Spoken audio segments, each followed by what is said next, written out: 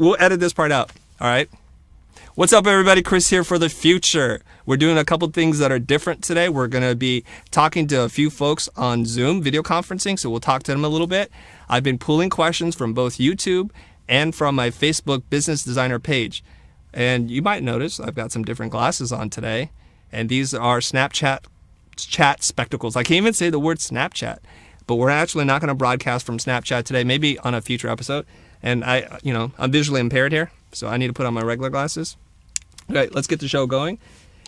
We're going to kick it off with a couple of questions, okay? And we'll begin the dialogue here, and you guys can feel free to comment on both YouTube and Facebook.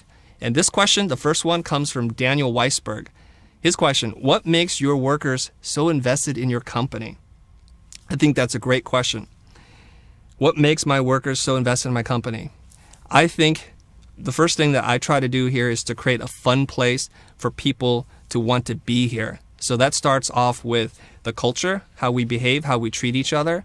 There is a very kind of family-oriented structure. A lot of people go out to lunch together. We'll spend time going bowling or going to the park and having a barbecue. And we want to make sure that the place feels safe to make mistakes, to explore your creative self, to express yourself in any which way you want. The other part to it is there's a lot of autonomy here. That means that people are self-directed. I like to give people goals and let them figure out how to get there. And it's not a top-down management style. We try to get people involved in the decision-making process here, and we tell people about the finances, so we're very transparent in how we share information here.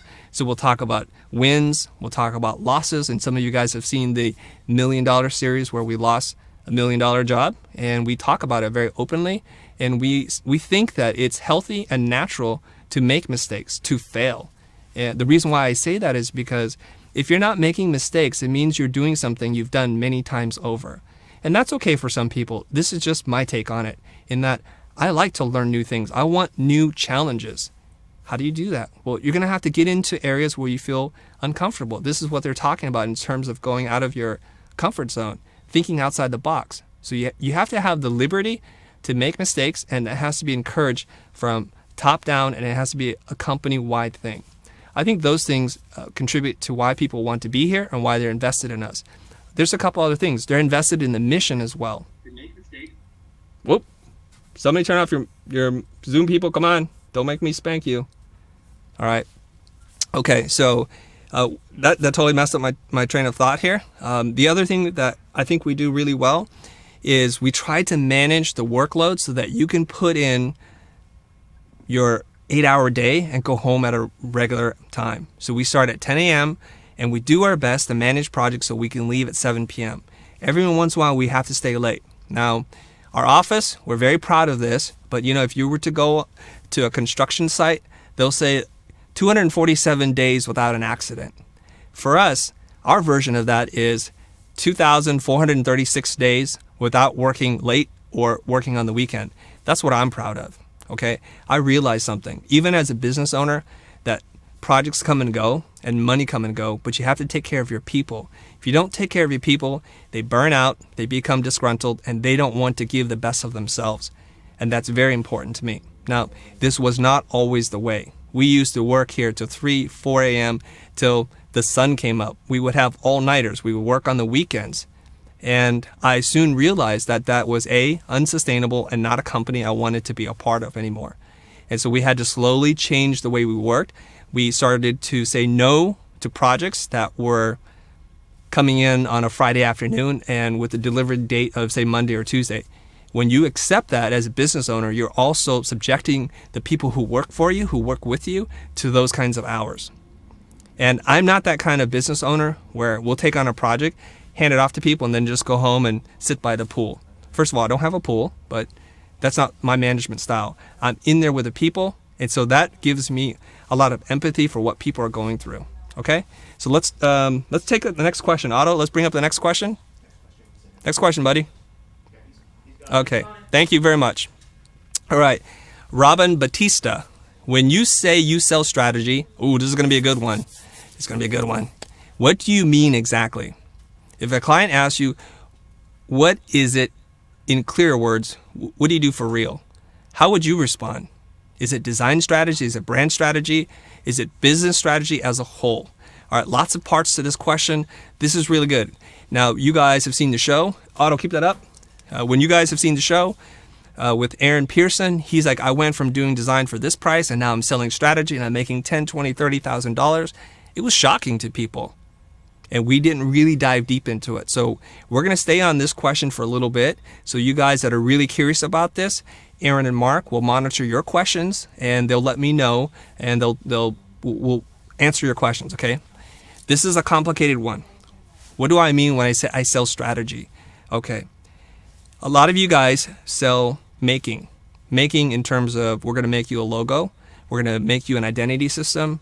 We're going to make you we're going to do branding for you, or we're going to create a 30-second commercial or a corporate video for you. And that's what you sell. What I sell is the process of figuring out what the heck we're going to do. And how do we do that? So we're sitting in the room with clients, and we have a framework.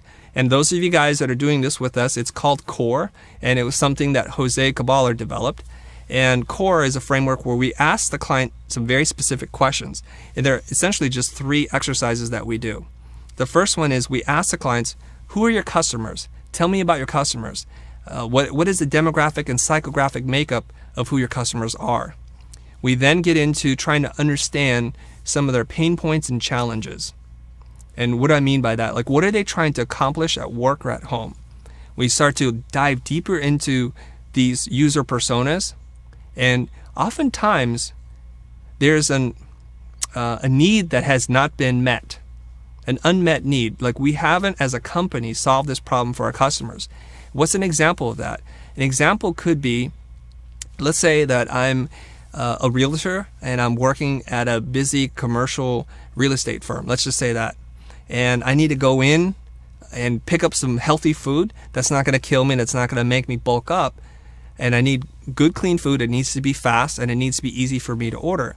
And if I'm consulting for the restaurant, I need to figure out a solution that's going to make it easier for their customers to buy from them, to make the experience, the entire user experience better. And this is what I'm talking about in terms of strategy. The exercise number 2 is defining the brand itself. Like, what is this brand about? What is its voice tone? What is the look and feel? What is the brand we'd like to have? And how do we communicate and talk to our customers? The last one is a prioritization exercise.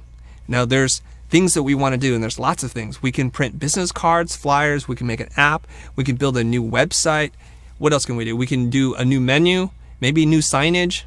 There's lots of things. Maybe we need to redesign the interior, so that's getting into interior design. But we have limited money and time. So the prioritization exercise helps the client focus what initiatives are going to make the biggest difference for their company and see a return on their investment, ROI. So those 3 exercises are what makes up CORE. There's other exercises that we do, but that's essentially the framework. Okay? Now you can see when you sit in the room with a client and you're asking these questions, things that they may have wondered but haven't really sat down to think about. What I'm doing now is creating space for them to have this conversation, to have all the key stakeholders. And if that's a term you're not familiar with, a stakeholder is somebody who has a vested interest in the company, right? So typical stakeholders are the owner, the CEO, maybe the marketing person if it's a big enough company. Maybe there's a designer. There's usually a technology person who's handling the site, maybe a social media person, and maybe someone who's in charge of sales and marketing. Those are a lot of stakeholders, okay? So what we want to do is to make sure we have a common goal that's shared by everybody, and then we have a plan of attack. Prior to that, what does the graphic designer care about? The graphic designer wants to know what to do so they can make it cool. They're interested in their portfolio and making something very interesting, okay? The marketing person needs materials to put out on the social feed. They need things to post up on Facebook, YouTube, etc. If there's a revenue officer, they're interested in making sure there's enough money coming into the company and that it's profitable. Guys, I'm going to mute all you guys, please. All right, I've muted everybody over there. Okay. The CEO wants to grow the company, wants to grow the brand. And so they're all working very hard, but independently. And that's where a lot of the friction comes in. So the designer is sitting around waiting for something to do. And then they're given something to do, and then they have to move on it pretty quickly. That's very typical. And they have no investment in terms of like what the mission is and what the communication goals are. So when you bring everybody into the room and you have a conversation and you create space for this to happen, wonderful things happen. So what do we charge for something like this? Well, typically we charge anywhere between $30,000 to $70,000 to facilitate this conversation happening. From this, we get a whole list of deliverables in terms of we need to do a new logo, we need to reskin the website, we need to do menus, etc. And this is where all the deliverables come in. So the deliverables, the things that we actually make, are a consequence of the strategy that we provide to the client. Okay, I hope that was clear. And if it wasn't, Otto, bring back the slide. Robin, if you're in right now, hit me up on Zoom and I'll have a conversation with you, okay? Are you up in Zoom, Robin? Robin Batista? Does anybody in the Zoom group have a question that they want to ask me about this specific topic? Otherwise, I will throw it to Facebook and to YouTube, and we'll answer any questions about this in particular. So, Anchor, go ahead. I want to follow up on that. Okay, I can barely hear you, man. Hold on. I gotta make sure that I can hear you. So I'm gonna turn up your audio just a little bit. Okay, go ahead. Ask your question. So what did you mention about this strategy and how do you facilitate all this? I guess this is coming from a little bit of marketing background from positioning, segmentation, and differentiation. Don't you think the marketing guys will take care of this? I mean, we can these things.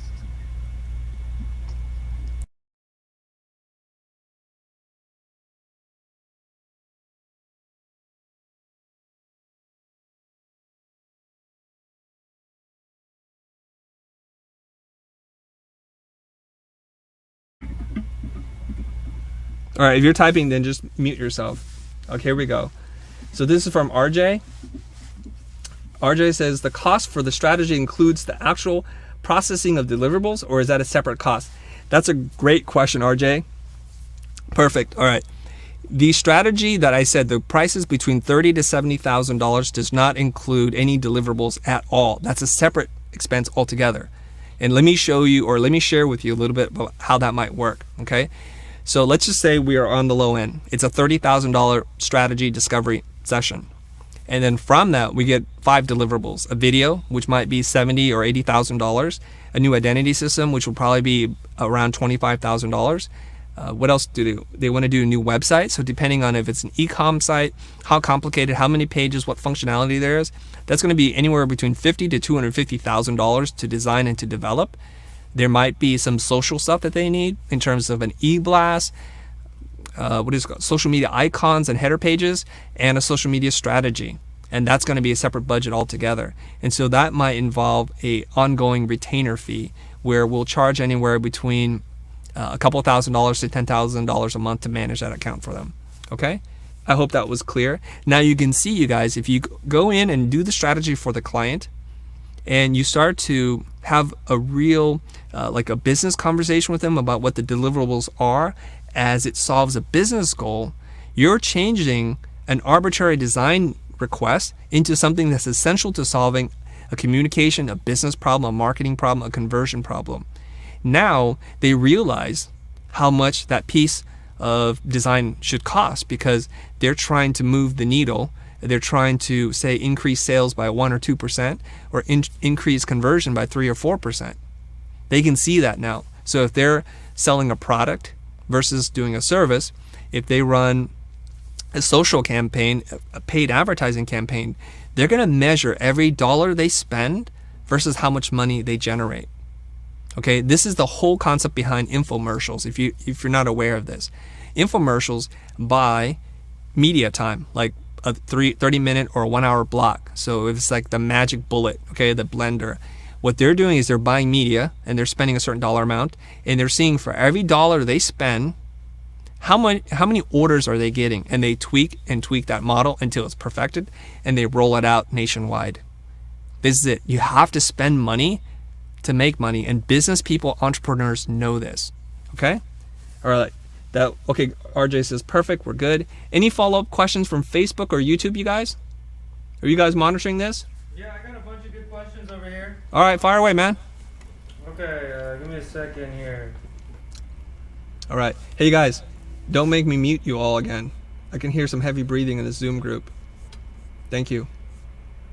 Okay, so what are the main arguments I should use if my competitor for a job is offering the same service for less money?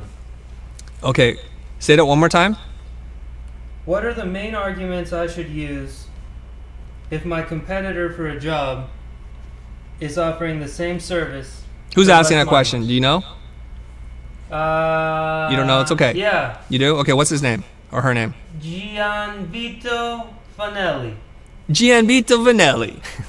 Say that with a little bit more Italian. Gianito Fanelli. That's too much, Eric.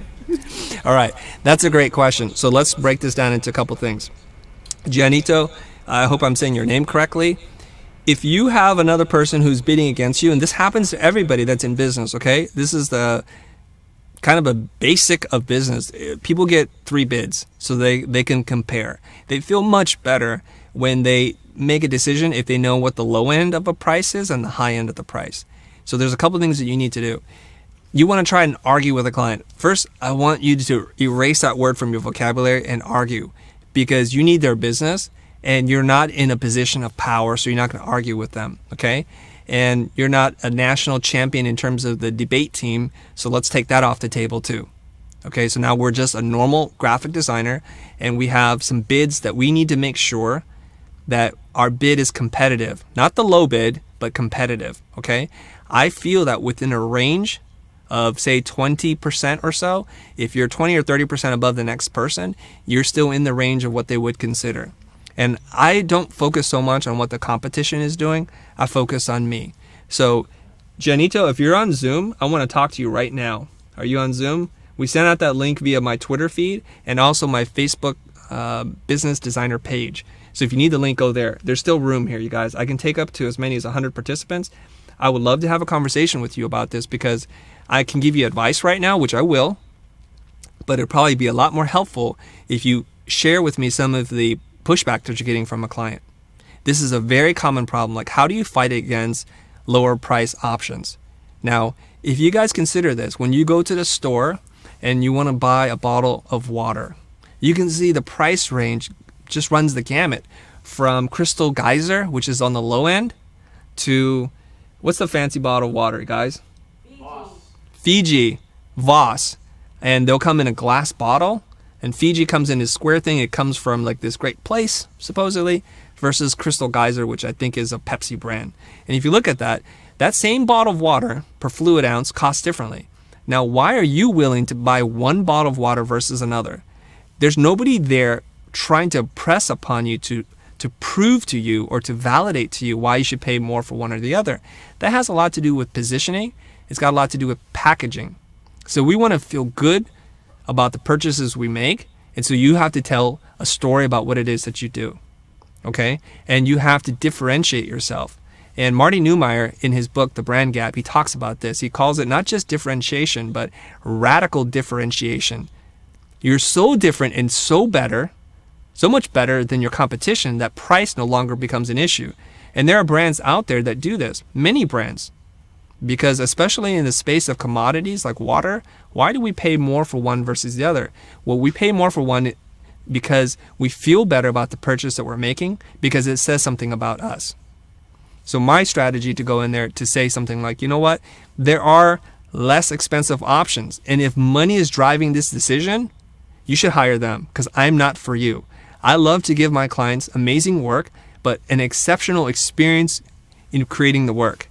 When you want a response, I'm going to respond to you immediately. My body of work and the clients that I've worked with in the past speak volumes about the kind of work that I do. If you feel that as well, then we should work together.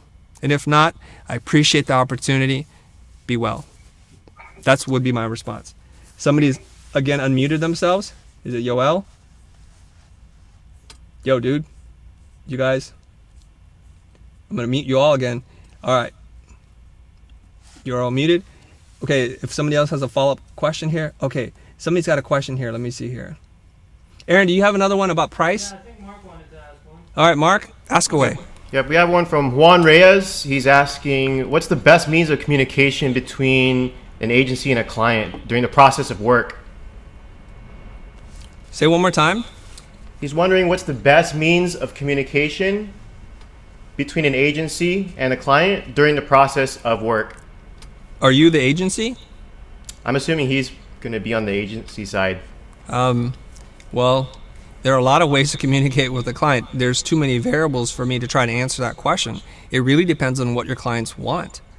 I assume the best way to communicate is face-to-face, to meet with somebody. And the reason why I say that is because we're not always very careful about the words we choose, how we say it, or how we write it especially. Tone, intention, all that kind of stuff disappears in email form. So you have to be very careful. It can sound like somebody's yelling at you and they're not yelling at you at all. And it sounds like you're being defensive, but you're not being defensive at all. I want to interrupt you one sec. I think there's a facet of the question that maybe Mark didn't touch on.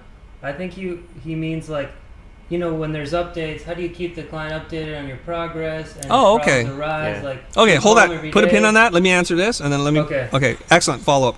Okay, let me just say this. When you look into somebody's face, there are these things called micro expressions, like when my eyebrow goes like this, or I lean in. That's like a body language thing. My lips purse a little bit. You can tell that I'm not happy. Or if I'm all smiles, like, wow, that's amazing, and their eyes light up. Well, you get really excited. So I would prefer to do a face-to-face meeting. That's not always possible or pragmatic, and that's okay. All right, so the next best thing is probably video conferencing, so you can see those expressions again. And going down from that is a conference call. And you have to listen very intently to the conference call. So most of our conversation with our client is on a conference call, so we have to make sure that we have a great speaker, a microphone, and a room that's acoustically friendly. If you sound like you're in the bat cave, that's going to make you feel like you're 30,000 feet away versus just having an intimate conversation with your client. And that's really important because the client will feel like they have to speak louder just to communicate the same idea because you're in a room that sounds far away. So you guys try to do that. You can hang up some acoustical blankets. You can soundproof a room. Just try and pick a nice quiet room that doesn't have a lot of acoustical reflections, okay? Now, when the clients are wanting to see the process where you're at, the thing that we want to do is give them visibility into where we are, if we're hitting milestones, what percentage of completion we're at, and you probably need a project coordinator or a manager to help you with this kind of stuff. There's lots of software out there. One thing that I like to use is Trello. That's Trello.com. And I think initially this was developed for a lot of people in the software development world, and it's a wonderful tool. It's kind of like a bunch of little sticky notes that you can move from column to column. So we can set up milestones, things like, and the default setting is to do, doing, or to review, and then done. So what we will do is ask our clients to write tickets on things to do, or we'll set up a whole bunch of things to do. For example, we got to finish the logo, revision 2. We got to finish the letterhead, business card, and envelope. Those could be to-do tickets. And then when my designer is ready to work on it, and you can assign due dates and all that kind of stuff. It's really cool. They move it from column A to column B. They move it from to-do to doing. And they can also ping my client and say, hey, at John Smith, I have a question about this. We need to get your PMS colors for the standards guide or something. And then they get a little alert. Now they know we're working on it and we're waiting for information from the client. Okay? And so that's how we give them visibility. What you don't want to do is you don't want to be opaque. Opaque means like I have no idea what you're doing, and it creates a feeling of anxiety and angst, and you don't want to do that. You do not want the clients to call you and say, where are we at with the project? I haven't heard from you in a long time. Okay? If you want to charge more money, which I assume most of you guys do, then you need to up your professional game and you need to communicate where you're at with projects and manage it more carefully. Then you can start to charge more money. Okay, did I answer the question, Aaron? Are we good? Yeah. You guys jibber jabbing out there? I can hear you. Can you hear us? Really sorry. Yeah, let's keep the side chatter down a little bit, okay? Okay, we'll keep it down. So, Hold on, I got a question here. Hold on. Who wants to talk to me? Oh my God, you guys are typing in too much. I can't read all your stuff, guys. You guys, come on. Brevity is the key here. Brevity. Write a short question. Otherwise, too long, didn't read, okay? So who's up? So I got one here. No, I'm talking to my Zoom group here. Oh, okay, sorry. Zoom, who's up? I'll go. Okay, Scott. Let's cut to Okay. Scott's screen. Hold on. Cut to Scott's screen.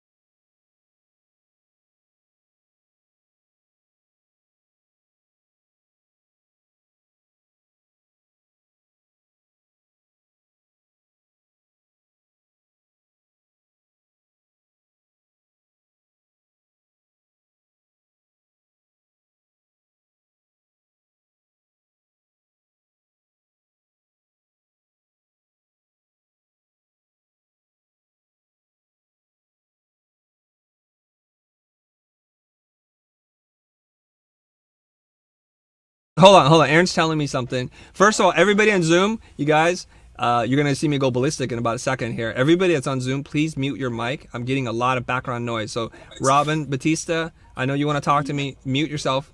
I'll talk to you, okay? Everybody mute yourself right now.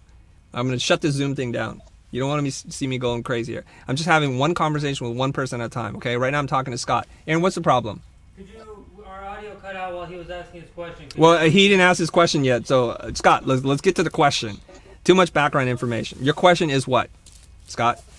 Okay, what would you recommend? So, if she says their budget's 10 to 15, but knowing that they did 7 million sales, so kind of working backwards, I was kind of trying to figure out a potentially like a marketing budget, and then out of that could extrapolate a cost for what it should be to kind of price the website and identity design out. Okay. I don't think 10 to 15 is enough, and it's like, how can I got it. position that to I got it.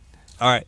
Just in case you guys, there's a little kind of breakup. I think there's some background noise here. I'm just going to repeat the question for our audience on YouTube, okay? Scott, do me a favor, just mute yourself for half a second. I still hear some weird sounds coming in from your mic. All right. So Scott's asking. All right. Somebody else is. Robin, dude, you're killing me, Robin. Mute. Derailing the show. You're derailing the show, Robin. Don't make me boot you out of this group. How many times I gotta tell you to mute yourself? All right. Be calm. Okay, we're good. All right. So Scott, here we are. Scott wants to know. His clients are saying the budget is this, but he thinks it should be different. So they're saying it's like $15,000 to do something, and he thinks it should be 50. So I got a couple of questions. You can unmute yourself now. One, do you need this job right now? Are you okay just like moving on with your life? Are you okay with that, Scott?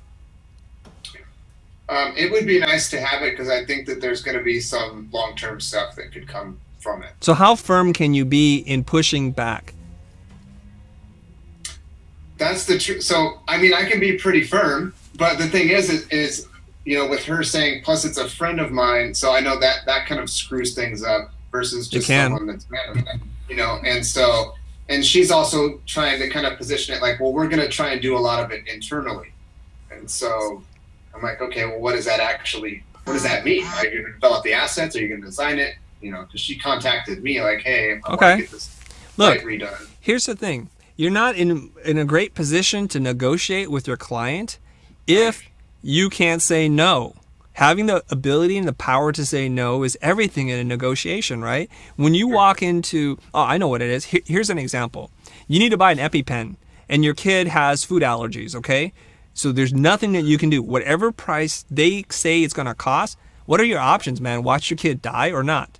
So you have no options, right? So if you're in this kind of like, I need this job real bad and there's nothing I can do, if she says $2,000, you're going to take it. So let's back up a little bit. So the first thing I want you guys to do is do not put yourself in a position where you have to take every job that comes in the door. It makes you very needy and it's going to take away all the leverage that you have. Now that's easier said than done. We talked about this before on a different episode. Keep your expenses really... Scott, is that your phone? No. All right. Robin, this is your... What up, Chris? Dude. I don't know if you can hear me. I can hear you, but I'm not talking to you right now. Hold on, dude. I'm just talking to one person at a time, all right? Robin, just relax. I'll get to you. getting ready to boot you out of here, dude. Just relax. All right, back to Scott.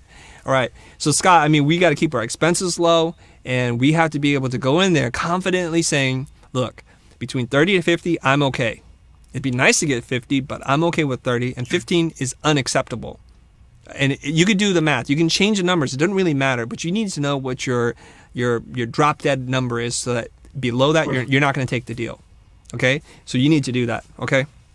So now with your friend, the friend thing complicates things a little bit, but it doesn't need to. This is why I don't necessarily like to work with friends or family, because it clouds all your judgment. Okay? So this is what you're going to say. You're going to say to your friend, I really appreciate this opportunity. You and I will be friends before this. We were friends before this. We'll be friends after this. But while we're talking, I'm going to treat you like a client, and you should treat me like a vendor. If you don't like the way I'm saying things, please don't pull any punches. Treat me like everybody else. I do not want special treatment. So now we're going to go and negotiate, okay? We're going to go in there and say, look, this is the true cost of this. I don't know how to do this for any other amount of money. Now, you can use other options. You can use your internal team. But unless we get really creative about how to do this project, I just can't take it for less than $37,000, let's just say.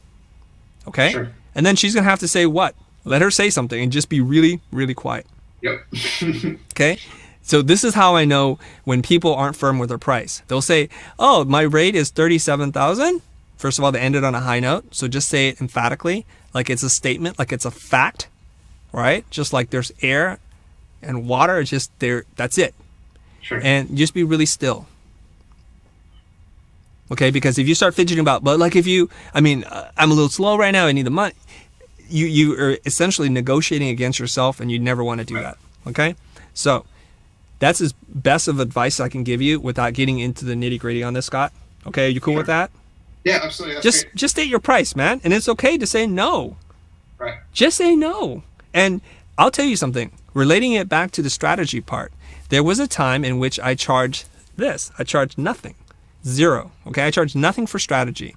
And then I put it in my mind, I want to charge $10,000 to do strategy. So I kept asking somebody, would you like to do this? You find this to be valuable? Yeah, it's valuable. Let's do this. Let's do this together.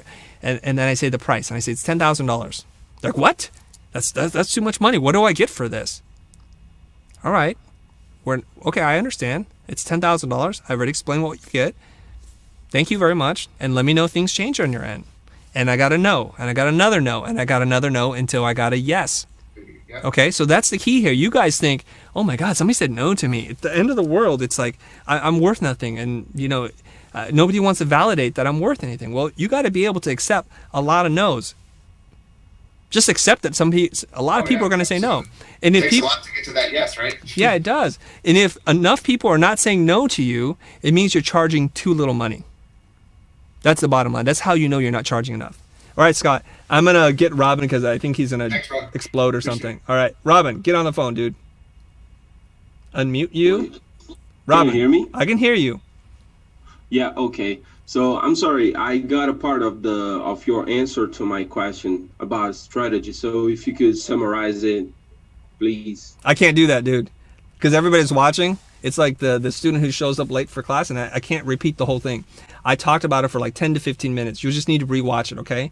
What you do is here, Okay. just mute yourself, scrub the timeline back and listen to it, and then follow up with a question. We're good? All right. I went to it pretty in depth here, so I can't do that, all right? But it was nice to see you. Where are you from, Robin? From Brazil, São Paulo. Oh, excellent. Brazil is in the house. Okay. All right, I'm muting you. Yeah. Go watch that part. Just scrub back. Don't worry about this. This is for you, okay? Since you're on Zoom with me right now. Okay. Okay, I'm going to mute you. All right. Aaron, you got another question over there? Yeah. Go ahead, fire away.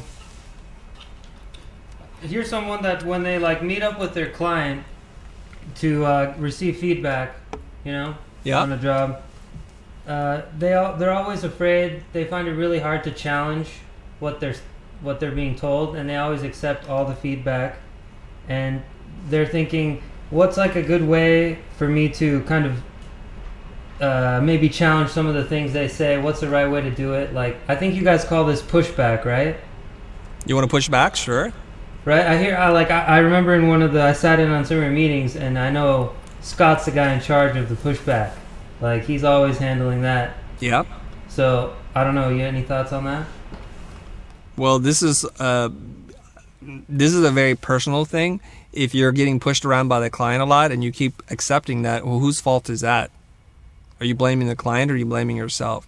So here's one thing I want to say, you guys.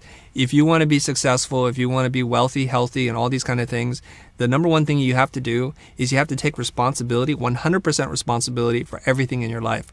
All the good stuff that happens to you, most people say, that's mine. Yeah, I did that. But when the bad stuff happens, you're like, oh, well, that was the situation, or I didn't go to this school, and I didn't have these opportunities, and, you know, I wasn't born with a silver spoon in my mouth. Everybody has a gazillion reasons and excuses, okay?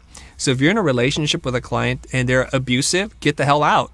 Just resign the account. Is that money really worth it? Isn't your happiness and your wellness much more important to you than that? So you're in this situation because you're probably, and it's sad, and there's a persona type, you're the doormat. Everybody wipes their mud on your face and before they enter into the room, and then they talk to everybody else, but you're sitting there, you're still taking it, you're taking it, you're taking it. So at some point you just have to say very politely, if you're getting pushed around a lot, it's like you have to just say, you know what, I'm not comfortable doing this. I would love to talk to you about how I think I can help you, but I can't work like this. And the reason why I can't work like this is because I feel undervalued and I feel like I'm just hands in this operation. I'd like to add a little, another shade. Which you want to add another mentioned. shade? I don't think it's so much that they're getting bullied around. I think it's more like she says, is there a way to slow down my thoughts? Because, I mean, in the meeting, they're talking feedback, and she probably has all these thoughts, but she doesn't know when to kind of interrupt and how to say it in a right way so that it doesn't sound bad, right? Okay, perfect. So what you have to do is you have to take control of the dialogue between you and your client. This is funny how the questions come in and I answer them, and then you guys are like, that's not the question. Why don't you freaking read the question? You shaping? All right. Shape it. Okay, so here we go. All right.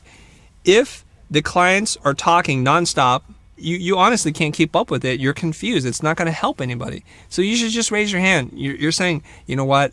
I can't process all this information this quickly, you guys. Let's take it one step at a time. Actually, do you mind if I take over and kind of lead this conversation? Because ultimately, I need the information to do my job.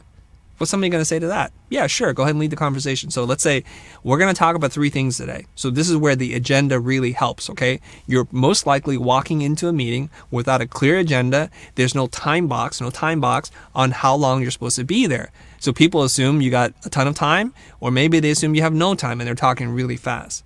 So here's what you do. You're just like, can we just time box this meeting? I need 10 minutes of your time. Just focus on this thing. Can I get that? Yes? Okay, great. I want to talk to you about 3 things today. Okay, I sent you the logo, I sent you website comps, and a social media campaign concept. And what we want to do is go through each one of these. Are you cool with that? Great. Let's start with the logo. I gave you 2 options. Do you prefer option A or do you prefer option B? And we can have some dialogue about it. Okay, option A is great. You need to make this, and that change. Perfect. Let's move on. We feel like we have resolution on that? Great. Then you move on. You have to be able to control the dialogue a little bit, okay? I don't mean control like tell them what to do, but you have to be able to have meaningful conversation that you can actually do something with it. Otherwise, what's the point? All right. Okay. Otto, let's bring up the next question from my Facebook group. Perfect. Man, Otto's on point. Otto's my son, and he's interning for me this summer. Okay. Zanab O.M. Ghaffar. Oh, Hold on. Is that you? testing my mic. Is that you? Are you Zanab? Okay, who is this?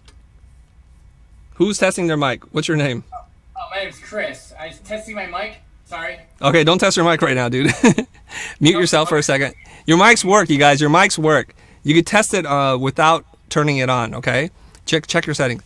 Zanab asks, my question is, if 2 designers were working on a project, is there a way where both of them get to use their own design method or bring their own style and ideas to the project without the final outcome turning out looking like a pile of unconnected ideas? Or just better to have one head designer per project? Okay, this is really interesting. Okay, so there's a lot of different, Otto, don't take that question away. There's a lot of different philosophies on how to do this, management philosophy. I'm just going to tell you what works for me. Okay, I like to have one person in charge who's going to be responsible. Because as my business coach Kier would always say, if everybody's in charge, nobody's in charge. Because everybody thinks the other person's going to do something. So it's very clear to me, even as egalitarian as we try to be, as democratic in the terms of the design process. One person needs to own it to make sure it's done the right way. Okay, so I like to have one point person. Now they can work with a team of creatives, and it's very important for them to share what the objectives are and let them use whatever process and methods that they want. So focus on the goals and don't tell them what to do. Okay, when you tell people what to do, you rob them of their own creativity and what else they can bring to it. Okay, now some of my staff is going to say, well, Chris, you tell us what to do all the time. Well, that's a different case, and we can get into that a little bit later. But when it comes to general management philosophies, focus on the goal, let them figure out how to get there. Okay? All right, now we can talk to somebody else in the Zoom group, and then we're going to bounce to you guys, okay? Aaron and Mark, you guys get your question ready? Let's Can see. I ask a question? You just did. Who is this? Is Lizzie? Sorry, my video doesn't work. It doesn't? All right, Lizzie, ask Okay, your question. Quick question. I don't remember hearing you talking about IP. If you sell the IP ownership of the design of your that you do for your clients, how do you do that? First of all, and second question is the same. Oh no! Wait! One question at a time. I'm not a memory robot. Okay, First question All right. is about intellectual property, right? Yes. Okay. So, First of all, Izzy, where are you from? London. Welcome. I'm French, but I'm from London. I'm Okay. in London. Okay. I hear like a couple different accents in there. Okay. So what about intellectual property? What do you want to know? So how do you sell it? Like, or do you actually sell it? Do you sell it when you do design or not? Or because in terms of branding, logo, that kind of stuff.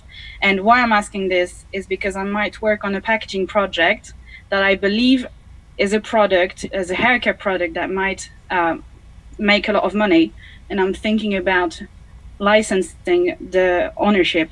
Okay. But I don't really know how to do that. Okay. Well, let's clarify a couple of things. When you work for a lot of clients, they're going to send a contract where it's a work for hire agreement and they own the end product. If you haven't already signed something like that, because if you have, your options are very limited now. And I'm no attorney. I don't know the law. I barely read contracts myself, so I'm probably the worst person to talk to. However, if you have an idea, if you have a character, something that you know has long-term value to the company, you can enter into some kind of licensing royalty agreement, and you can talk about the usage, and that's really important. So one thing that I do know is photographers work this way. Illustrators work this way, especially if you're a well-known illustrator or photographer. What they do is they license the rights to use the image for a very specific purpose in very specific markets. And if you want to do like a worldwide buyout of it, it's very, very expensive. Most clients just want to license the image for 3 years to use it on all media in these markets. Okay, and for TV, print, and whatever else they want to do. And then you just negotiate. It's a negotiation process, and that's what happens. So you get paid a creative fee as a photographer, and then you license the image to them. Now, if there's a photographer listening, like my friend Toby Peterson, if he's here, he can chime in on this and he can give you all the nuances, but I don't want to talk about something that I don't do a lot of here. Okay, now I will tell you a little bit of story that I heard about. Okay, some design company was working on a large Coca-Cola campaign. And part of the campaign was they had to design hundreds of characters. Maybe I'm exaggerating a little bit, but they had to come up with lots of characters. And Coca-Cola knew at a certain point that the characters they wanted to own or at least control for a period of time. So I think they worked out some kind of buyout per character, and I'm sure this company made millions of dollars on this process. And it's wonderful. They also got paid to do the commercial, and so that's like the best of all worlds. So when you're in that position, when you have a character or a package or a formula, I think you need to be a lot smarter. Call an IP attorney, intellectual property attorney, and work with them, because I'm way out of my league there. Okay, I'm sorry that I don't have a better answer for you. Thank you. What's your follow-up question? That was just if you guys do you as an agency, do you sell the ownership of what you do when you sell? Yeah, 100%. 100%. 100%. I have no need for that. Like, I cannot repurpose that commercial that we make. It's very specifically built for something, and even the script oftentimes comes from the agency. So I'm only one part of like a bigger machine. Okay, there's the composer and the sound designer who has a piece of that. But what we do typically is we assign the rights of the finished product and only the finished product. Some contracts come to us and they're pretty onerous. They say that all work products, all process and technologies and things we own. And we cross all those things out. And if they're not willing to do that, we're not going to take on the job. Because if you read the contracts, and they're what people would call like a boilerplate template, meaning that the attorney has drafted up some master contract that you just send out to all vendors. And it's a rape you very much kind of contract, and we don't want to sign those, okay? Because if you read it carefully, you will see that they own the computers, they own texture files, they own anything that's connected to this project that you're not even getting paid for, that somebody else might have paid for, including yourself. So you got to be careful when you get a contract. You got to call your attorney. And it sucks because it's going to be expensive, but it's much better to have the attorney read it and pay that amount of money versus going into a lawsuit with your clients later on when they say, give us the hard drive, give us all the texture files, give us the camera that you shot this thing on. They want it all. Now, I've never heard of that happening, but when you sign a legal document, it's not like about intent. It's like it's there and they do own it. Okay? All right. Let's go to Aaron and Mark. You guys ready with your question? Yeah. Fire away, man. So we got a guy that he says he's old and he is very low budget. He has a cheap PC and he's just like a small fish designer. Damn. But he still wants to thrive and fight in the design world. Do you have any advice for him? You're old. You have a slow computer. Does he have functioning limbs? I mean, what else? What's working against us here? I mean, he's not Christo. He's a small-time fish, you know? You're a small-time fish, and what does he want to do? He wants to thrive and fight in the design world. What's a good... I think it's like a positioning question. Maybe how can he present himself? All right. I'm interpreting that last Okay. part. All right. Here's what I'm going to say about this, you guys. And this is going to be, I think, brutal. I feel a brutal comment coming on, okay? You guys know how old I am? Do you care? Do you care if I'm 20, if I'm 65? You just look at the work, right? You look at what we do. You look at our ideas, our thinking. If that excites you, you feel connected to that. Age, to me, and like many things, is just a number. Paul Rand, Saul Bass, these guys were at the top of their game as they got older. Okay, so let's not use the age thing. Now let's get to the next thing. Let's talk about computers and equipment. I don't think Paul Rand even used a computer. He drew things with his hands and he made stuff. But, you know, he was a master at his craft. He was an intellectual. He wrote and he was on the scene. So he made his work known to people. And he won all kinds of awards. So again, when we say like we need to take 100% responsibility for our lives and everything that happens to us, that's one of those things. Now, if you guys imagine this, the phone that you carry in your pocket is probably 100 times more powerful than the computer that I use and I was making money 22 years ago. So it can't be about that. So let me relate a little personal story here. Otto, he's I think he's 13-year-old. He's working on an older like MacBook Air. It's a second generation Mac Air. He's always complaining to me, "Oh, it's too slow, Dad. It's too slow." I'm like, "You know what? We'll freaking slow down. Think a little bit more. Learn to work smarter. Quit your other applications and do one thing at a time." I've been using this same computer for years without a single problem. Is it blazingly fast? No, but I don't need it to be. So let's not chase technology. Let's not use that as a crutch. Let's not use age as anything more than what it is. I think age is about experience. So if you want to do better, if you want to thrive, what I would suggest probably is you just continue working on your craft. And you know what amazes me? Niels Lindstrom, the professor from Art Center who taught me lettering, that's done a course for us on lettering. He's not a young man. You know, he has many adult children and grandchildren. I don't think he has great-grandchildren yet, but maybe he's getting close to that too. And if you look at him, he's taught himself After Effects. He's making video. He's shooting documentary films. He's not letting age slow him down. He's as active as anybody can be. And he's active on social media now. So this is pretty cool. So he's not letting that stop him at all. So you guys, you know, I think you guys would all be really super successful if you stop building the barriers to your own success. Okay? Let's move on. Next question. Just a quick suggestion. Do you think it's possible to answer the questions a little quicker? Yeah, if the questions were more clearly stated and faster, I can do. You want to get lightning round, or we're all hungry for lunch, or what's the deal? Get everybody in. We can't get everybody in. Okay. But I will try. You know what we'll do towards the end of this, because we got started really late, you guys. I will do lightning round, and you just fire really fast questions at me, and I'll do my best to answer them. Okay. You know what? Somebody can't speak English. They got some questions here. I can't hear the questions properly. If that's you can't hear the questions? yeah, Aaron's a bit soft on the Zoom. Oh, okay. You want me to turn up the volume, dude? Yeah, that would be helpful. Thank Okay, you. I'm gonna turn up the volume here. All right, go ahead. What's your question, dude? What's your name, by the way, and where are you from? My name's Paneet. I'm from Mumbai.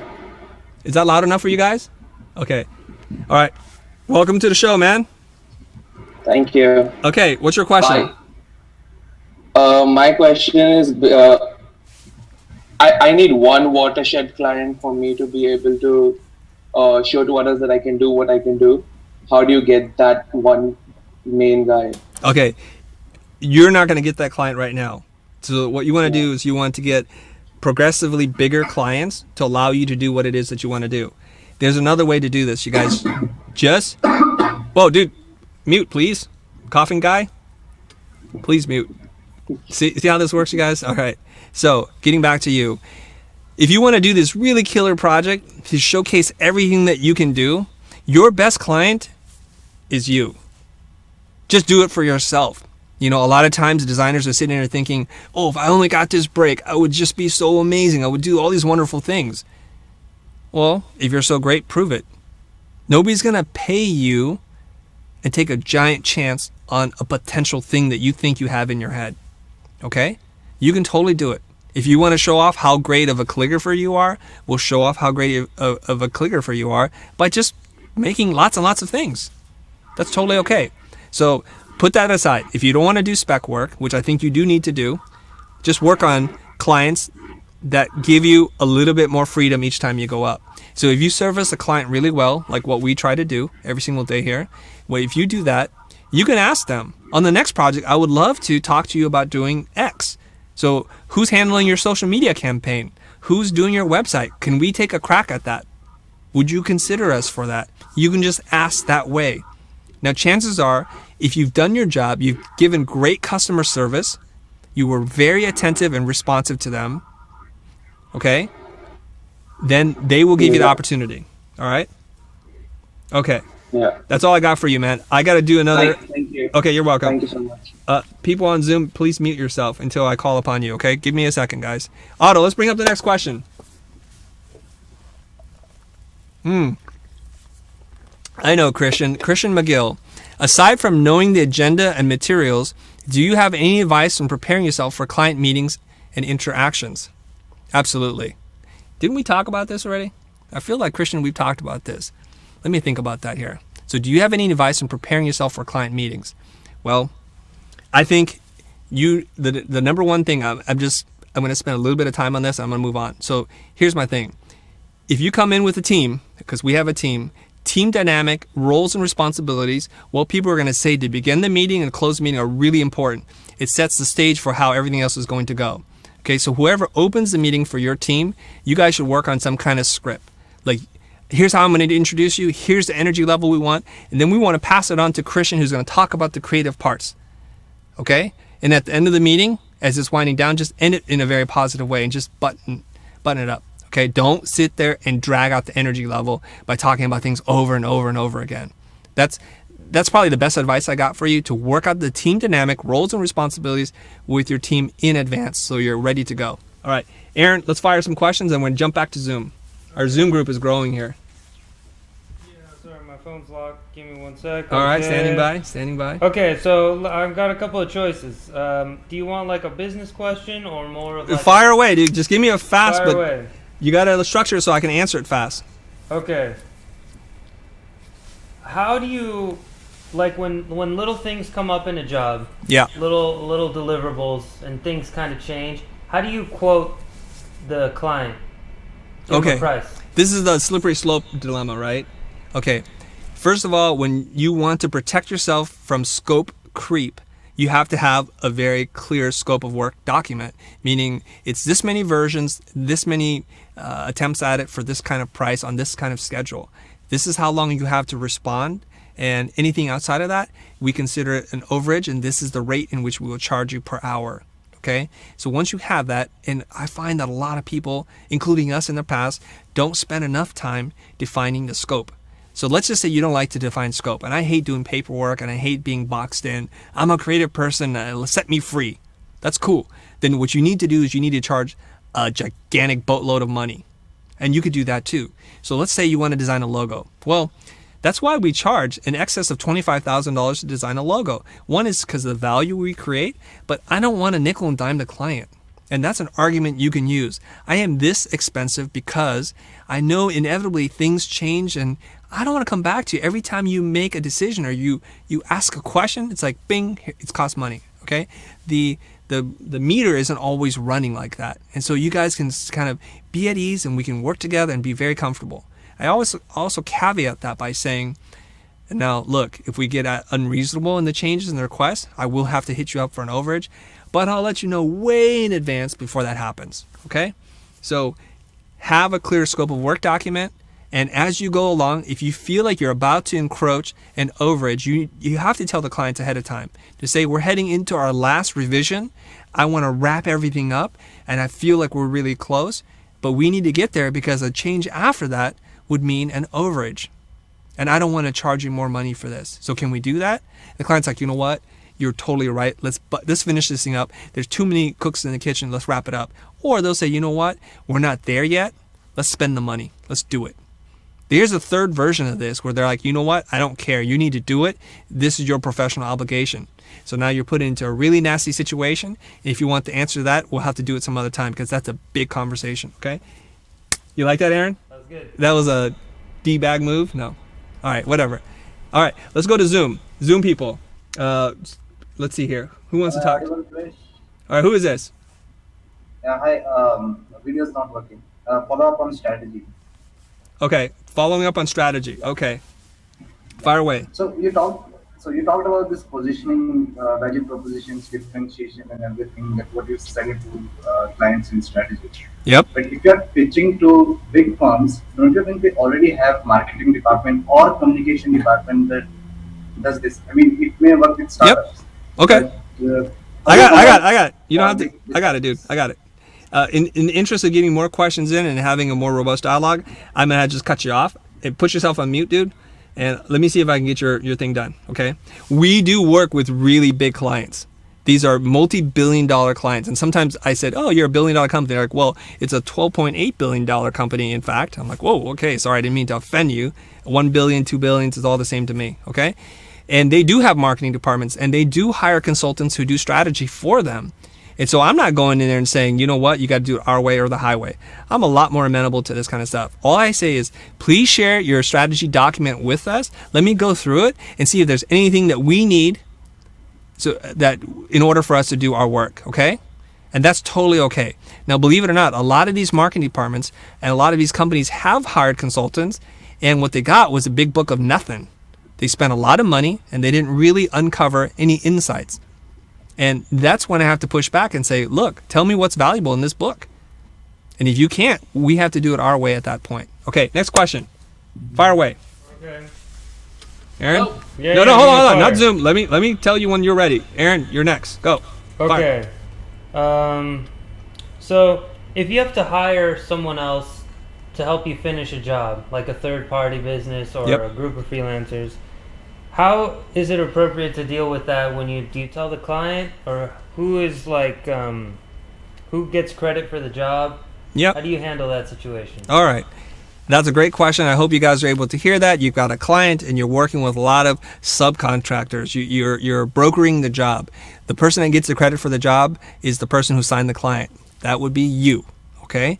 Now you're going to have different agreements, okay? You have to do a separate agreement with your client, and you have to have a separate agreement with the people who work for you. The people who are going to do work for you have to have them under work for hire agreement, because you're ultimately selling this through to the client and they may need ownership. But even if they don't, you should have the ownership of the product. And you can set up stipulations in your contract that the work is not to appear in this place, and it's under kind of a non-disclosure agreement. You can't disclose this. And any mention of this work has to mention us as the principal company, the agency, the studio of record, and then you're okay. So everybody's got a different version of that. Some people don't allow their vendors to use the work at all, ever, and anything. And some people like us, we try to do what's fair, okay? We allow it to appear on the websites of individuals and not companies, okay? I don't want to see my work appear on another company's portfolio. That is a no-no, and I will sue you for that, and I have, okay? Just to be clear about that. I don't like to do it, but I will. Okay. Now, in terms of how much information you disclose to your client, that's a lot with if your client is asking lots of questions about that. I like to just bring it up front if it's going to be an issue for them later on, because I don't want to tell like a white lie and then have to build on that. So I would just tell them, look, we're what is that called? A fluid agency model. We bring in the best of breed subcontractors depending on the needs of the job. I manage it all. It's completely like you don't need to know any of this unless you want to know who's actually making the sausage, if you will. Okay? If they want to know who your subcontractors are, especially like if you're doing government stuff, they need to know, and they need to verify everybody that's working on the project. So that's one issue, but otherwise the clients don't need to know. Okay? I'm not trying to hide it from them. I'm more interested in talking about the bigger problems, and they trust me enough to do the work and to manage the team. Now, I'll tell you something. I worked with one client in particular, and Chris, here's all the work. And I said, his name was Rob. I said, Rob, I got to bring in independent contractors to do this. I hope you know. He's like, trust me. I know you need to bring on the teams. Do whatever you need. I just trust you to run the job. And that's what business people think. All right? Let's go. Next question, Aaron. Then we're going back to Zoom. Back to Zoom? Or? No, you get the next question. Okay. So, how can someone get started in strategy? Can you share some resources, or can you share a framework for strategy? Okay. The cheapest way I think you guys can get into strategy is to pick up the Value Proposition Model book by Strategizer. Okay? If you go to the Strategizer website, they have a lot of resources you can download. I'll put the link below, and I say that every time and then somebody doesn't follow up on this, but I'll put the link below. You can download it. As long as you give them your email address, you can start reading about this. You need to educate yourself. There's some key skills that you need. You have to have certain tools, like a framework, if you will. You have to have kind of more a scientific experimental mindset to conduct experiments, to test variables and hypotheses. You need to have great empathy. You need to be able to understand the client's customer. And that's harder to do than you think. You have to have an open mind. You have to be a great listener. And you have to have some entrepreneurial skills and business knowledge. You have to have that. If you don't have that, it's hard for you to do strategy for companies, because you're busy talking about aesthetics and they're concerned about a revenue marketing goal, some kind of conversion stuff, okay? And that's the core skills. Now, it's easy for me to say that, much harder for you to learn and actually to do it. Okay? And the other thing I would say is, you know what? Try teaching some kind of class. This is a good start. When you work with other people and you're trying to help them achieve a goal, that's the beginning of you being a facilitator. All right, next question. We're going to jump back to Zoom. Zoom people, who's up? Hey. Boom, you're in. What's your name? Chris Hartley. All right, man, you're up. Everybody else, mute yourself. All right. Got a question with businesses that have less to do with big marketing, but ask your question, dude. Ask your question. Oh, okay. I work with a haunted house, and they don't care about big marketing decisions. They want to have what the next competitor has. So what's your question? Oh, they don't care about design. They want what their competitor has to be better. But that's still not a question. A question has a certain ending to it. Like, what do you want to know, Chris? How to tell the client that their competitor's stuff is not as good as they think. Okay. So your clients have some kind of competitor envy? Is that what it is, Chris? Yes, Okay. and that the haunted house industry has that all, very, very big there. Okay. So I'm going to give you some tips, okay? Yep. And you heard me say this before. All you have to do is ask them why 3 times. Ask why 3 times, okay? Why do you feel this work is better? Like, well, they're doing X, Y, and Z, and then ask why again. So let me try it with you. You're the client now, okay, Chris? Yep. Hey, let's get him on the screen, guys.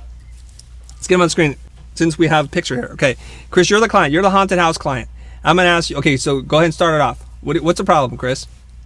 I need a really good logo design or a website. Okay, why do you need a good logo design or a website? Because the guy down the street, who is my competition, has a really good logo design website by X haunted website design company. And we feel that he produces, and that's why we're getting money. So do you feel like you're underperforming because they have a better logo and a website?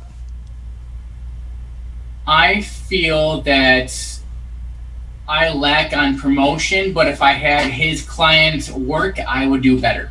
Okay. Why do you think we're not attracting those kind of clients? Because I'm not actually promoting myself properly, but they don't understand that. So do you think it's just a matter of promotion? It is, actually. It's a matter of marketing, but the haunted house clientele do not understand that. They think that... Wait. Are you breaking role? Are you breaking the role here, dude? I did. You can't commentate on that. All right. So I got to stop. This is going to take a really long time, okay? So Chris has got this problem, and I'm starting to demonstrate to you. All you have to do is stop people in their tracks and just ask a bunch of questions. And they'll start to realize, man, I made a lot of assumptions, okay? And I haven't really done any thinking about it. And that's the best defense to anything that's coming at you, right? That's all you need to do. I remember telling to my brother one time, he's like, I'm working with a new person and they're amazing. And he said, well, how do you know they're amazing? And that just messed me up right there. Like, I don't know how they're amazing. I just assumed they were. He goes, well, what school did they go to? What are their credentials? What have they done? Well, I don't know. So you see, he didn't have to tell me I was wrong. He just asked me a question. That messed me up. Try it next time and let us know how it goes. Okay, Chris? Ask a bunch of why questions, okay? And be open-minded and be vested in what they have to say. Stay there, okay? All right, man. It's so cool that you're in the haunted house business. Like, who the heck is in the haunted house business? Well, Chris is in the haunted house business. That's awesome. All right. Yeah? Go ahead. Actually. You good? You good? All right, cool. Let's mute everybody. Mute yourselves, right? Zoom. Otto, bring up the next question, and then Aaron, you're up after Otto. Okay. Oh, okay. I want this one. Ian. I don't know how to say your last name, but I know you're like the logo geek. Okay, Ian. What is it? Paget. Ian Paget. That sounds so beautiful. I know he's British, so Ian Paget. That sounds beautiful. Okay. Do you have any good advice for preventing clients taking weeks to get back to you? I have a couple of busy clients that are dragging projects on much longer than I planned. Okay, Ian, this goes back to the scope of work document and milestones, okay? And this does happen sometimes. Okay, I'm going to give you an extreme case. When a client goes dark for weeks, I have to then say to the client, since we don't know when you're going to return to us, I know there's some internal stuff that's going on. What we need to do is close out this job and revisit it when you're ready to reconnect. So I'm going to send you an invoice for all the work we've done thus far. And when you come back, we're going to give you a separate bid. They're like, whoa, why would you do that? I say, I can't afford to keep the team here dedicated to this project and pay them to do nothing. Now they have some options. The option number one is you pay us to wait. So I'll have them sitting here waiting, sitting idly by, and that's totally okay. Or we're going to close out the job and we'll revisit this. Now, I want to tell you it's going to cost money and there will be a little bit of a delay because I just don't have guys and gals, designers and developers sitting around waiting to do work. You understand that as a business person. I get it. Okay, Ian Paget, I hope that works out. I know you're the logo geek guy. We're going to do something with you. That's really cool. All right, Aaron, you ready? You're next. Yeah. And I think we need to wrap up really soon because I'm starting to get hungry. I'm hungry too. All right, let's do this, dude. Okay, you know what? Okay, Zoom people, you guys can hang around, but I can't take any more questions from you guys. I hope this experiment worked. I'm sorry if I didn't get to you. There were no promises made and no money exchanged. So next time we'll get this, and we've learned a couple things. So Zoom, that's it for us. You can still hang out, but Aaron, let's do like 3 really fast. Okay. 1, go. How do you break through the wall of feeling like you're not progressing? That's a fast one? I mean, if you answer it fast, it'll be fast. Well, that's a complicated question. Like you asked me, what's the meaning of life? One. I can't give you. Okay, if you feel like you hit a wall, I'm going to have to tell you, just change the tools that you use. Take a different path home. Just break up the patterns of your life. Change the work environment that you're in. Move your desk around. Redecorate. Do something to change and disrupt the patterns because I think you're in a rut. All right, if you feel like you've hit a wall. Other thing you can do is go take a workshop. Go get some new friends. That could help you. Maybe they'll inspire you, they'll push you and tell you to do different things, okay? Next, go. Can you maybe share some resources on how someone can run their design studio like a business? Yeah. How can they get the started? number one resource that you can look at and follow in terms of how to run your design like a business is you're looking at him right now. You guys should go check out my Facebook page, the Business Designer page. I post business things there all the time. Not all the time, but you guys just got to read more. Go pick up a couple of books. Go read. Huh? Tell them about Core or something. Oh, no, not yet. I don't want to sell anything. Look, you guys, go watch his video on Jim Rohn, R-O-H-N. He's a business philosopher. He's the forefather of a lot of this stuff. Go check him out because a lot of the business consultants, the gurus out there, they've read his book and they quote him all the time. I like to go to the source. So Jim Rohn, he's got a bunch of free videos on YouTube. You can buy his book. It's awesome. You can also read the book by Robert Cialdini. That's The Principles of Influence. Okay, how that works. And go to my book list, you guys. Come on. You want me to spoon feed you on this? I'm getting angry. Next question. How can you stand out among other creative agencies? Well, don't be like other creative agencies if you want to stand out. I think a lot of times we're always busy trying to imitate. Like one of the clients, like Chris was talking about this in terms of the haunted house clients. They just want to be like everybody else. So when everybody's zigging, you should zag. If everybody uses red and black, use purple and yellow. Use totally different color palettes. Change it up. Okay? That's how you stand out, you guys. Go ahead. Next. Do you have a client management tip of the day? Client management tip of the day. Love your clients, charge them as much money as possible, and deliver the very best service and the quality product you can. And the way you do that is to charge them a lot of money. Next. What's the most influential factor that has led to your business success? The most influential factor is embracing and driving change. We've had to reinvent our company several times, probably 4 times. This last reinvention is probably the biggest one, and maybe I've got another one in the bag somewhere, maybe. But people get too used to and comfortable with where they're at in life. And then they wonder, like, why can't I achieve this goal? Well, you got to go do something that other people haven't done to get things that other people don't have, okay? I butchered that. I'm sorry. Next. How do you deal... Oh, you got one, Mark? Yeah, someone's asking, where's the reading list? Oh my God, you're killing me. I'm not going to get angry at you. We'll put a link to the reading list, you guys. Obviously, you're not following everything that we do. And I get that. But the question is why? Just let them know. Just tell them where to find it, man. You go onto thefuture.com and look up our blog. I have 2 book lists, and you guys should go there and buy all the books. Start learning. It's the cheapest form of education as you can get, because what's the maximum price you're gonna pay for a book? Like $40 or $50? The most. Some books are like $6. Just go freaking read it. Now you're like, okay, you know what? I'm poor. I don't have that, and that's okay. Go to the library. Go to the business section. Pull out a book. Read a couple of chapters. Borrow it. That's totally okay too. You know, you guys. Ben Burns and I were talking about this the other day. Maybe we're going to end on this. Okay, no more questions. We're going to wrap up right here, you guys. Are you an entrepreneur? Is everybody an entrepreneur that wants to be one? I don't know. Some people are like, am I ready to start my business? If you're asking me that question, then you're not ready. Because to want to be an entrepreneur is just a wantrepreneur, as Mark Cuban would say. Okay, you have to want something really bad. You have to be willing to claw and fight your way through everything, and nothing is going to stop you.